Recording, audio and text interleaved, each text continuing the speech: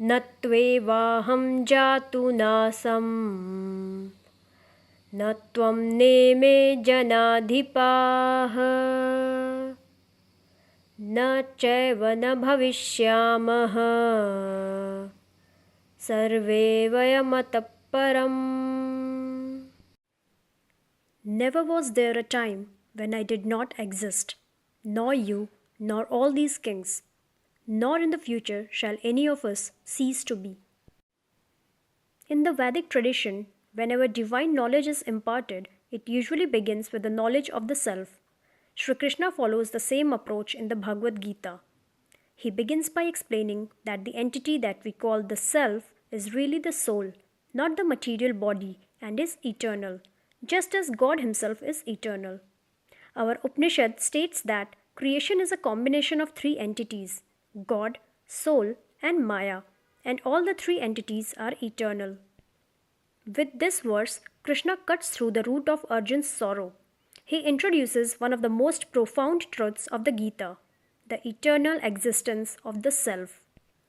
Krishna does not speak philosophically in abstractions. He speaks personally and directly. I existed. You existed. All these kings existed. And all will continue to exist in the future. This statement dissolves the fear of annihilation that fuels grief.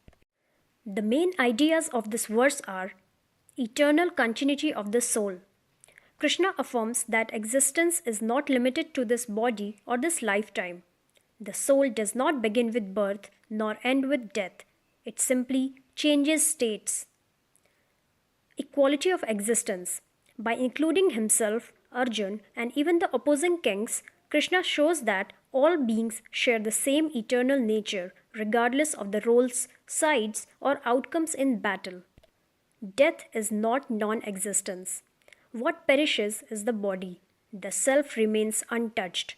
Arjun's grief arises because he mistakes change for destruction. This verse gently reframes the battlefield. It is not a place where souls are destroyed, but where forms are transformed according to dharma and karma. This verse speaks directly to every human fear. Will I disappear? Will those I love vanish forever? Krishna answers with certainty. No one truly ceases to exist. When we understand this, grief loosens its grip. Love becomes purer, action becomes clearer, and fear loses its authority. Arjun's sorrow was born from forgetting his eternal nature. Krishna now begins to restore that remembrance. If we believe the soul is eternal, then it follows logically that there is life after death of the material body. Shri Krishna talks about this in the next verse.